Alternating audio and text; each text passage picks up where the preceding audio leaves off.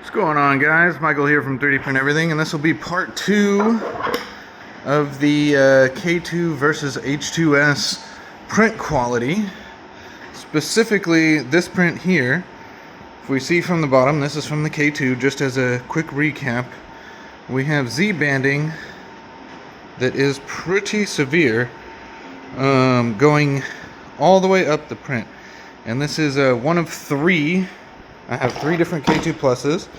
Oh yeah, you can really see it in the light. I mean, just look at that contrast. That light really brings it out. I only brought 2 of these upstairs. Here's the other one. A little bit less than this one. Just a different interval, but still a Z banding issue. Haven't 100% figured out what it is on the K2 Plus, but even if we're not going to focus on the Z banding, let's just focus on the average low Z height print quality here. Let's see, exact same walls, exact same infill pattern, everything, same file, same orientation, printed on our H2S. So let's go open one of these up. We'll inspect each one since we did 3 of them. Here is what the H2S looks like. Now, oh, I'd say it's stuck. There it is. It's pretty well on there. So let me set the phone down.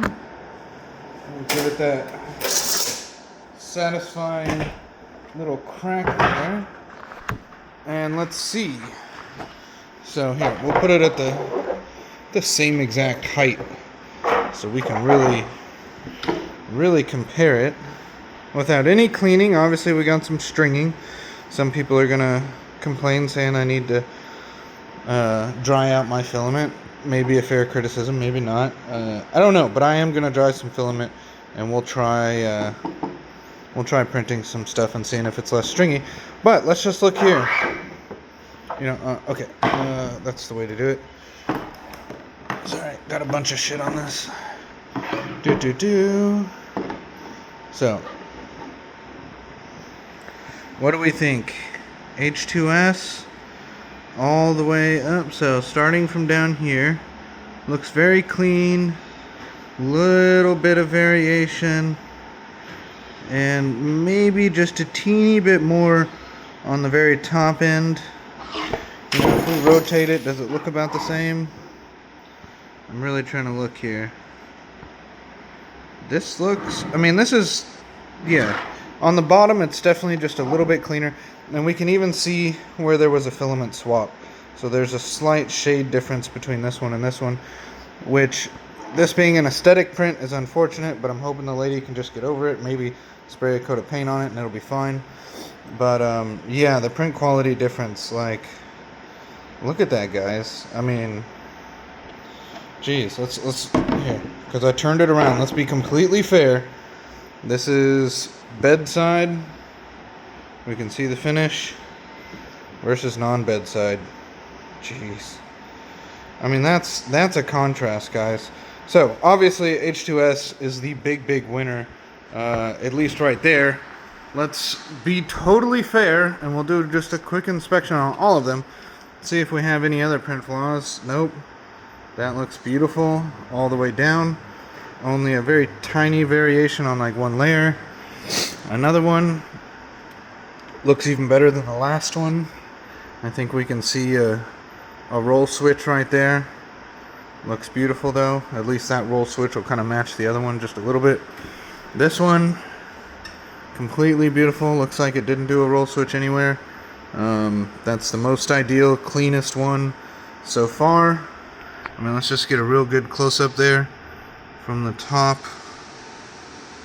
all the way down to the bottom.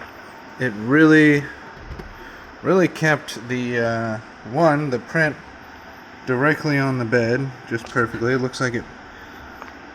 No, yeah, that's perfect. Beautiful. The H2S definitely, you know, for my first video saying, hey, look at how bad the first prints are. Yeah, you know, I gotta give it credit where it's due. So it looks like we probably had a filament switch here, and unfortunately we're missing a little piece there. Being an aesthetic print, that kind of sucks. And on this one, I commanded the seam location to be in the back, so it wouldn't be seen, because before it wanted to put the seam like right in the middle of where we could see it. Let's look at number 6. Number 6, like the rest, completely beautiful. Yeah, only just the slightest hairies, which all these hairs I just get rid of with a nice torch. So super easy. And well, look, I guess when I pulled that off, just a smidgen there came up with it. Yep. So it's just a good adhesion. But when I see this, that just means it's time for a little bit more of the nano polymer adhesive. I really like this stuff, swear by it. I've seen people claim that they can make this, what was it? The ingredients, you can apparently make it yourself. But, you know, I use so little of it that I just don't mind using it, like, and paying the extra bit. You know, maybe one day I'll come up with that, but I've got some other product plans that I want to get going. But yeah, just a little smidgen there got stuck, so we'll take that off, reapply some glue. But yeah, the H2 Plus definitely won out on this one. Now, what I might do for fun is I might make a part 3 here of trying to give the K2 Plus a redemption arc. I'll try a couple of things to see if I can improve this print quality, get it to be anywhere, you know, close. Like if I could just have it down here as clean all the way up, that would be great. I mean, because let's compare the low side of it. You know, the low side of it, like this is still, like, you know, there's still some print, what is it, imperfections. Like if we're gonna be super analyzing this, I mean, let's look at that edge quality. Let's look at how the lines look there in the depth versus here. I mean, there's a little bit I could nitpick on for both of them, but I think overall I'm still siding with, you know, like when we look, I'm blocking the light, there we go, when we look right here and you look at this side versus this side, I mean, which one looks better? Like obviously we can tell which one looks better, and it seems like the problems literally start down here and they just get worse and worse the higher up we get, to the point that, you know, this has got to be 1/4 of a millimeter, you know, maybe 1/2 a millimeter, but that's a considerable, you know, that's a considerable difference. So anyways, guys, just wanted to show you that the H2S did a better job than the K2 Plus when it came to this exact print, this exact thing. And wow, just in 8 minutes, I just realized that. Look at how fast that sun is moving. That sun was covering these parts when this video started, and now it is not. So we can tell it is early morning here at 3D Print Everything. But yeah, guys, let me know your thoughts. What do you think about this? Do you think I'm just full of it and that the K2 Plus should do a better job? I mean, you know, here's where I'm at with it is, if I can make the K2 Plus look even, you know, this good all the way up, that's great. Like, I'd be happy. I'd keep the printers and use them. But if I have to go a bunch of extra steps, or print one and then go back and print another one and then go back and print another one to get there, that's not what I want. You know, I want a machine that I can just throw a print on and it look beautiful right out of the gate. You know, this is reliability as far as print quality. Reliability with print quality. You know, getting this to get here requires time and money, because this is a roll of filament, like nearly a full roll of filament, and I can't deliver this to my client. I can't deliver that one or the other one. So I just wasted 3 rolls of filament on this project. And, for this particular client and project, I think I've gone through, let's be real here, like, including those 3, I think close to 10 or 12 rolls of filament just trying to make this client happy.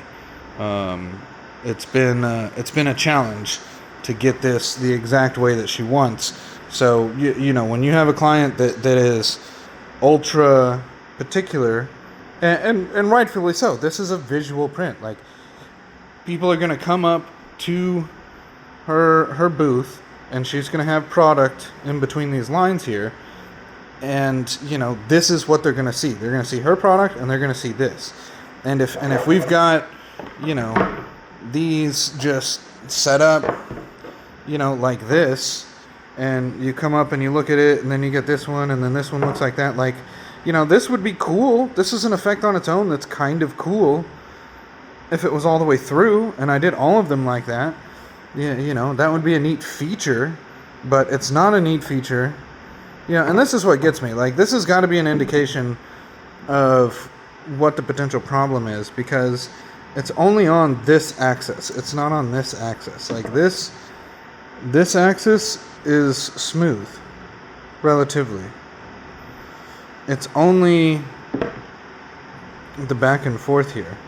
And it's, I have no idea why exactly it's like that. Other than that, I know that either the nozzle or the print, was going back and forth with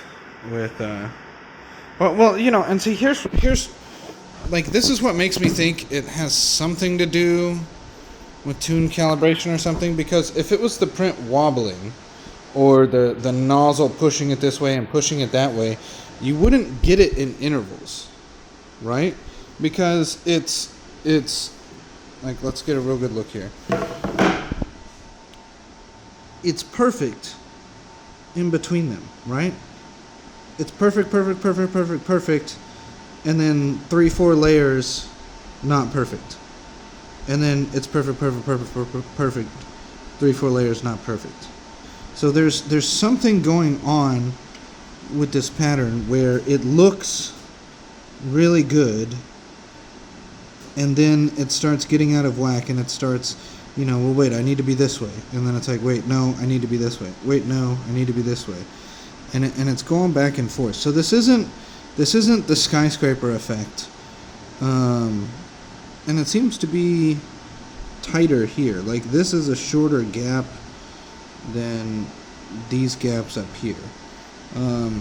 So there's something going on, maybe with calibrations, on what's causing it to get out of whack there. And this isn't even as tall as it could have got. I could have printed this taller, and that might have even gotten worse and worse and worse. But anyways, yeah, I know I always make long videos that are ranting, but the short of it is, the Bambu did a better job. It's going to be a higher quality, higher calibration printer, and as far as print quality goes and reliability, that's what I need. So if you're one of the people, I believe 15 to 20% that on my Here's Why Not to Buy a K2 Plus downvoted my video, which I saw that, fair enough. Like, you can love your Creality and your K2 just like some people love a Miata and other people love a Corvette. If I made a video saying don't buy a Miata because it's slow and here's all the money you got to buy, money you got to spend in order to make it as fast as a Corvette, and if you spent that same money on a Corvette, it'd be even faster. We can have valid arguments, and I can make good points, and you can still hate the video because you just like your Miata, you like how it looks, or you like the thing, and that's okay. Like, I'm not here to hate on you or anyone else for being brand loyal, or defending your purchase of more than $1,000 and having a great time with the printer you have. I mean, I haven't noticed this on other prints that I've done. I have noticed it on maybe one or two, but not all the prints. So I know it is something specific with this shape and, you know, probably not the filament, but specifically this shape, its orientation in the printer, and everything else. Like, it took a culmination of a series of events in order to make this happen. And I probably wouldn't have made a video about this if this just happened to 1 out of 3 printers. But the fact that it was reliable across the 3 printers, and the fact that it was slightly different across the 3 printers, made me realize that this is a systemic issue with the printer. And that at any point in time, if I just load up a random 3D model, because this is the type of random stuff we get all the time, I could potentially have an issue here. And this might make me reconsider, if I'm on a time crunch with a client, you know, do I stop these printers from doing what they are supposed to do every day to run this just for, you know, 7 hours? Do I interrupt this print job so that I can guarantee that this does, you know, this is what has to go through my head now, is you know, can the K2 do it without giving me an issue? Do I have a choice? Do I take the risk?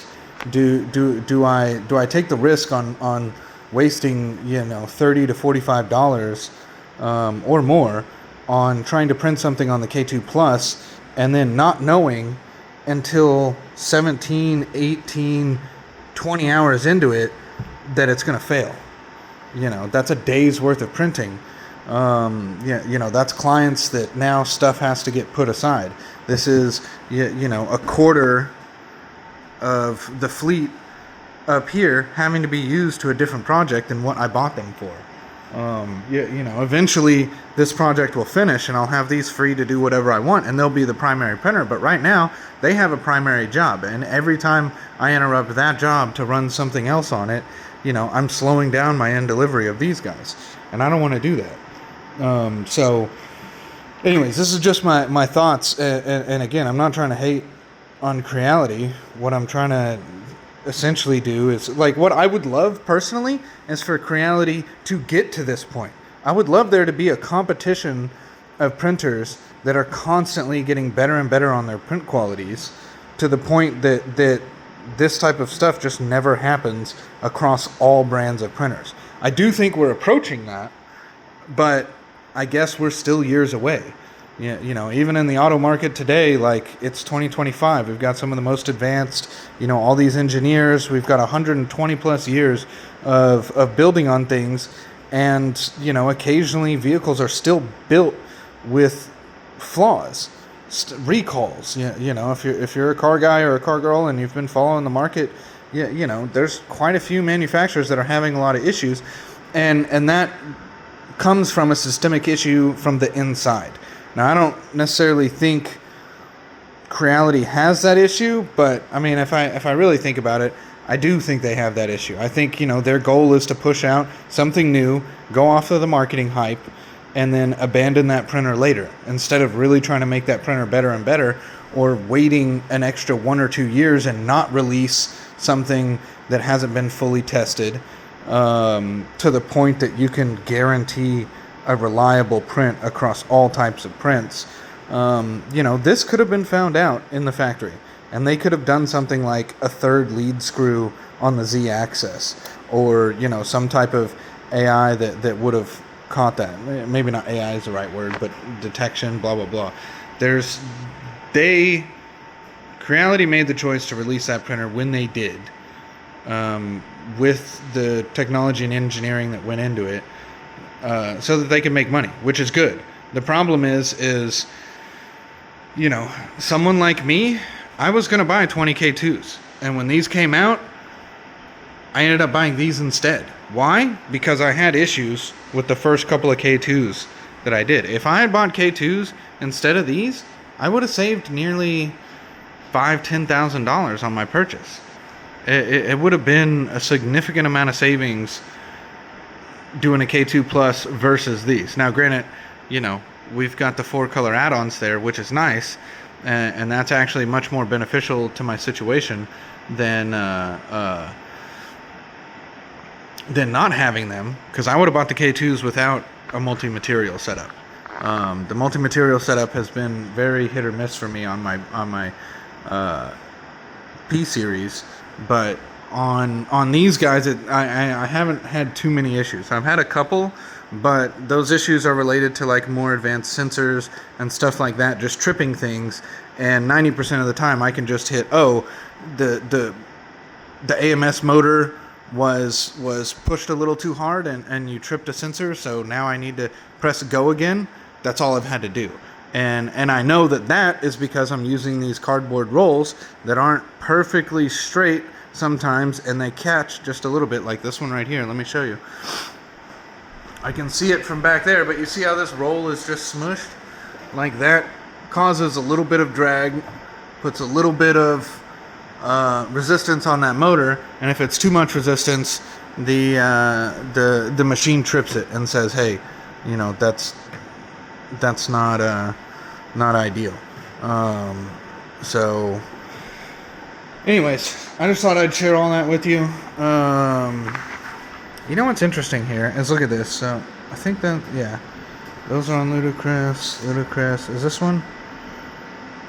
Oh, yeah, adjusting it in an idle state makes no effect. Okay, yeah, because we're setting all these to Ludicrous. I did some Ludicrous testing on these machines. Yeah, look at this machine here. Okay, I'm getting too off, but anyways, that'll be for a second video that I'll make here in a second. But yeah, guys, sorry for my long rants and long videos. Hopefully you enjoyed it. If you've made it this far in the video and you didn't just skip to the end, even if you did, so be it, give me a animal emoji in the comments. And maybe a little oink oink or moo or something, just for the fuck's sake of it. I appreciate the commenting. You know, every comment and like and subscribe you put down helps build this channel and the activity, so it gets pushed to more people, so that more people can see the difference and hopefully save their money, time, and sanity, and get a better printer versus the K2 Plus. And if you have a K2 Plus and you're having great luck with it, then, you know, I'm not here to shit on you. I'm not here to shit on your purchase. I'm very happy for you.